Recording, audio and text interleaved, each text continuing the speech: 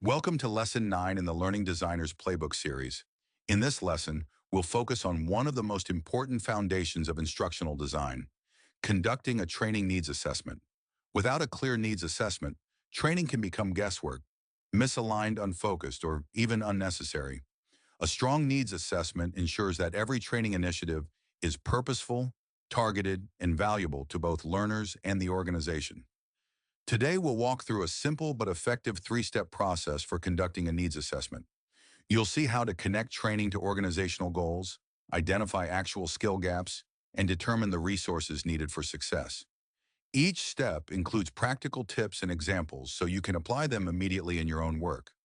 By the end of this lesson, you'll understand how a needs assessment saves time, improves learning outcomes, and demonstrates your value as a designer. Let's get started by looking at the big picture of why needs assessment matters. The objectives of this lesson are clear and practical. By the time we finish, you'll be able to define organizational goals in a way that frames the purpose of training. You'll also learn how to identify skill gaps using data-driven approaches, not assumptions. And finally, you'll practice determining the resources required, from time and people to tools and budget. These three objectives align with the three steps of our process. Together, they form a straightforward guide you can rely on no matter the size of your project.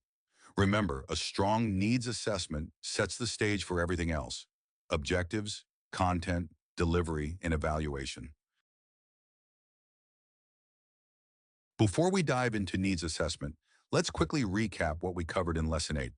We explored the ARCS model of motivation, a powerful framework for designing learning that keeps learners engaged. We discussed how motivation is not accidental. It must be built into the design process. Attention, relevance, confidence, and satisfaction each play a role in sustaining learner investment. We also talked about how to apply ARCS to different training contexts and why it is essential to balance all four components. These motivational principles are just as relevant to needs assessment. When you understand what motivates learners and organizations, you can identify needs more accurately. Keep that in mind as we transition into today's topic. Needs assessment is often overlooked, but it is the single most important step in creating meaningful training. Without it, organizations risk developing training that doesn't solve the right problem. For example, if performance issues are caused by poor systems or unclear processes, training may not be the solution at all. A good needs assessment helps you uncover the true root causes of performance gaps. This ensures that training is aligned with real business outcomes, not just assumptions. Conducting a needs assessment also saves time and resources because it directs effort only where it will have an impact. For learners, it means training is relevant, targeted, and directly tied to their success. For organizations, it means measurable improvements in performance. In short, needs assessment gives training credibility and impact. Here's the simple framework we'll be using in this lesson: a three-step guide to needs assessment. Step 1 is to define organizational goals. This is where you connect training directly to the mission, objectives, or performance priorities of the organization. Step 2 is to identify skill gaps. This involves analyzing where learners are now compared to where they need to be. Data, surveys, interviews, and performance metrics can all play a role. Step 3 is to determine resources. This means identifying the time, people, budget, and tools necessary to close the gap. Together, these steps create a repeatable process that can be scaled to fit any project. Throughout the lesson, we'll take a closer look at each step and provide practical examples to guide you. The first step in needs assessment is to define the organization's goals. Training should never exist in a vacuum. It should serve a clear purpose that aligns with business priorities. Begin by asking, what outcomes does the organization want to achieve? These may include improving customer satisfaction, reducing errors, increasing sales, or ensuring compliance. Linking training directly to these goals establishes the why behind your program. This step is also about clarifying expectations with leadership and stakeholders. For example, if a company's mission is to expand globally, training might focus on cross-cultural communication skills. If the goal is to improve safety, training will likely emphasize procedures and compliance. By defining organizational goals first, you prevent wasted effort and ensure training is strategic. This clarity gives you a foundation to measure success later on. Let's look at a practical example of defining organizational goals. Imagine a company identifies declining customer satisfaction scores as a top concern. At first, management might assume that customer service staff simply need more training. But with a proper needs assessment, you would ask what specific performance outcome is tied to this goal. In this case, the business goal is to raise customer satisfaction scores. The aligned training goal is to enhance frontline communication skills, focusing on empathy, problem solving, and clarity. Notice how the training goal is not generic. It is directly connected to the organizational priority. This ensures that the training addresses a measurable outcome. By starting here, you'll have a clear way to evaluate whether the training makes an impact later on. Once organizational goals are defined, the next step is to identify skill gaps. This means comparing current performance levels to the desired state. To do this effectively, you need to gather data. Surveys, interviews, observations, and performance metrics are all valuable tools. For example, if employees are supposed to handle customer complaints within 5 minutes, but currently take 15, the skill gap is clear. It's important not to rely on assumptions here. Managers may believe staff need more training, but the real issue might be outdated processes or lack of resources. By digging deeper, you can distinguish between training needs and non-training problems. This step ensures that training only addresses issues it can actually solve. Identifying gaps with precision makes your program more relevant and impactful. Here's an example of skill gap identification in action. Suppose a customer service team struggles with long call handling times. The organization's goal is faster and more satisfying resolutions. Through data analysis, you discover that agents know the technical answers but lack training in communication efficiency and empathy. This is the gap.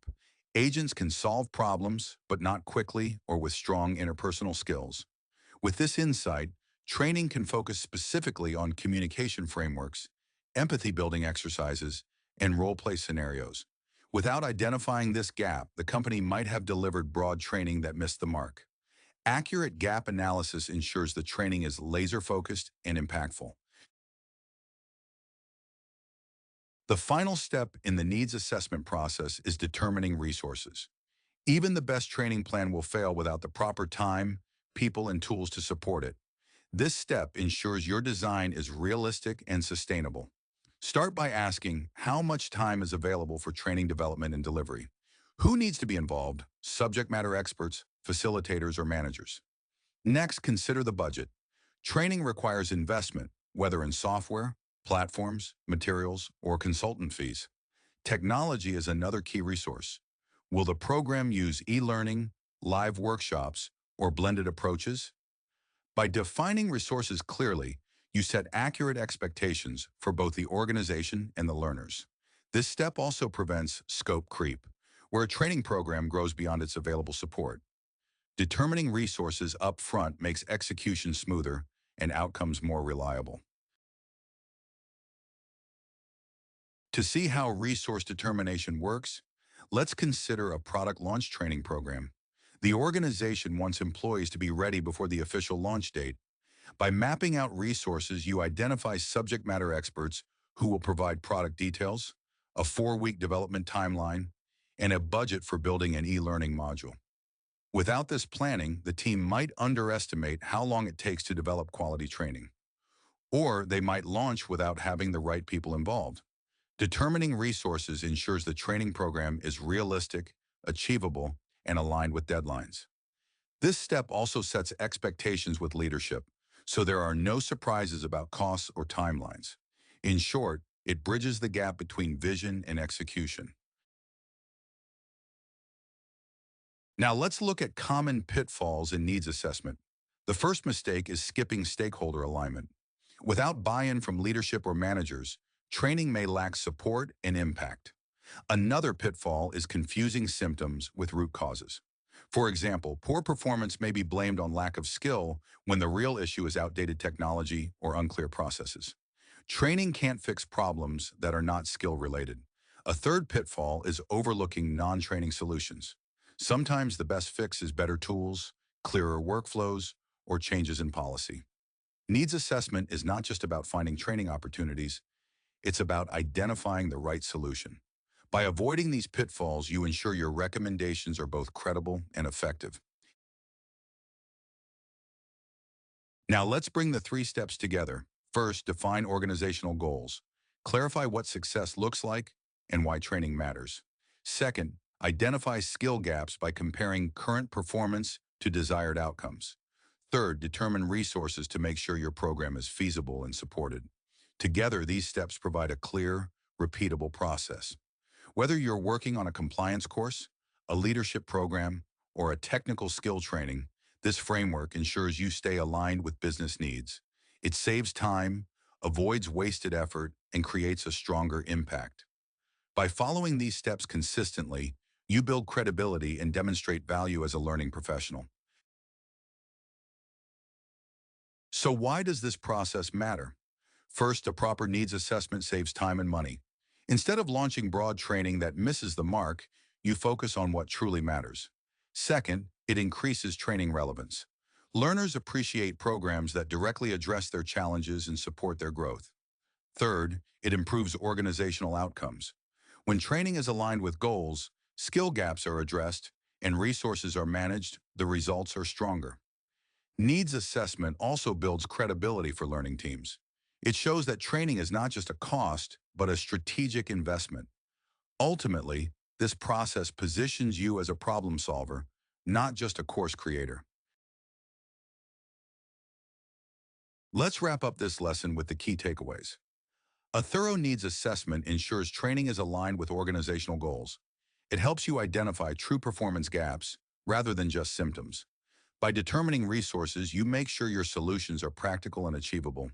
Avoiding common pitfalls like skipping stakeholder input or mistaking non-training issues for training needs strengthens your process. When you follow these steps, you save time, increase relevance, and produce better outcomes. More importantly, you demonstrate the strategic value of instructional design.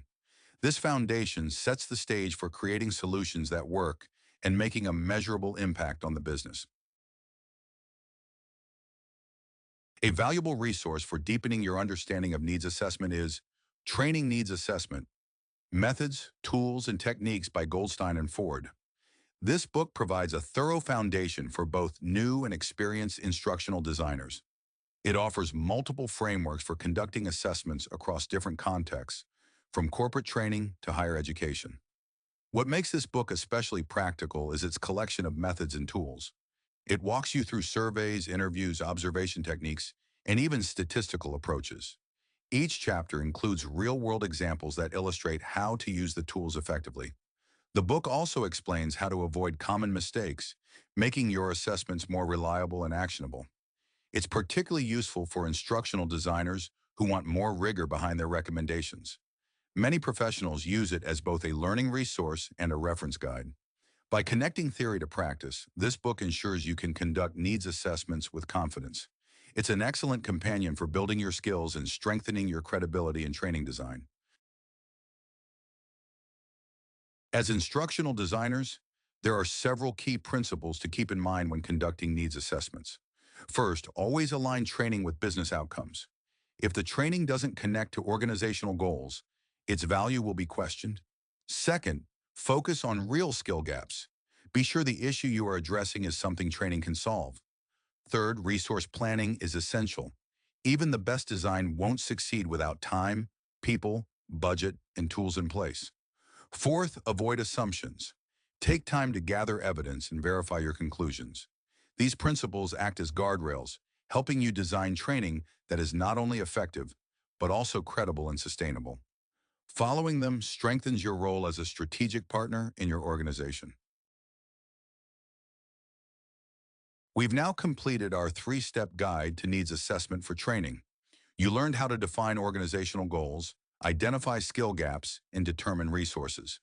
These three steps create a clear, repeatable process for ensuring training is targeted, efficient, and effective. Needs assessment saves time, improves outcomes, and shows the value of instructional design. Your role is not just to create courses, but to solve business problems through learning. By applying this framework, you can position yourself as a trusted partner in your organization. The next step is practice. Try applying this process to your next project. Start with small needs assessments and build from there. Each time you practice, you'll grow more confident and efficient.